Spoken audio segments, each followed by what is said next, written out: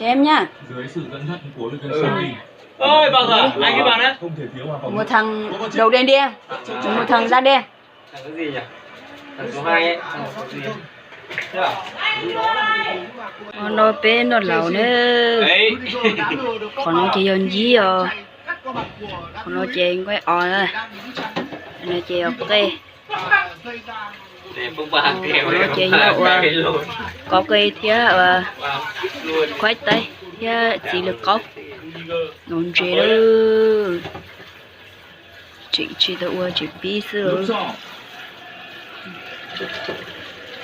rồi chèn hâu cua nhá được khoảng nhau quả cua Ở tuyến tiền vệ luôn có một cảm giác cực kỳ yên tâm. Rudy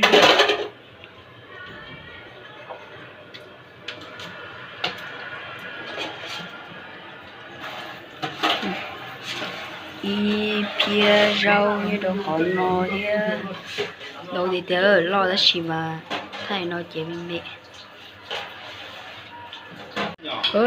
lại để lấy nọ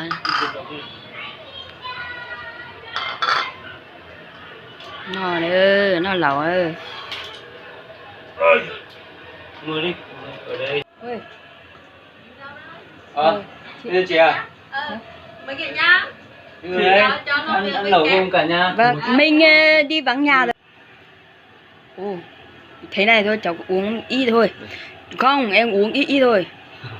Còn bia đây, nó lẩu ơi. Nghĩ đúng, em không để nữa đấy. Chỉ là nó biết không biết mà. Bán một to chứ. Không, một tí thôi chú ơi. Mấy cái là nó có chừng. Có được một to chứ nào. Sớm mà, lúc đấy có 2 giờ thôi này. Úi dồi, 3 giờ em ạ. Vâng, 3 giờ. Họ mà, chúng con à. Sao không có gì? Chú chọn mà hầu à. Mà hầu à?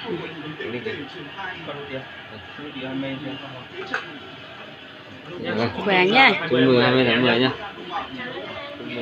Uống nha. Hai chị em với cả mẹ nữa.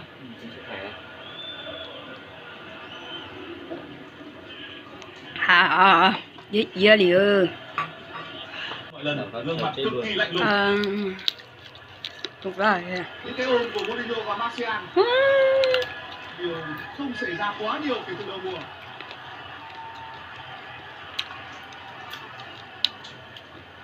Biết đâu đấy thì sau ngày hôm nay có lẽ cả hai sẽ còn trở nên thân thiết hơn. Thân thiết gì? Nếu thắng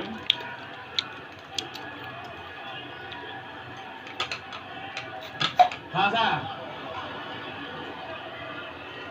Jorginho. Sẽ nãy xíu. Đến chấm bạn.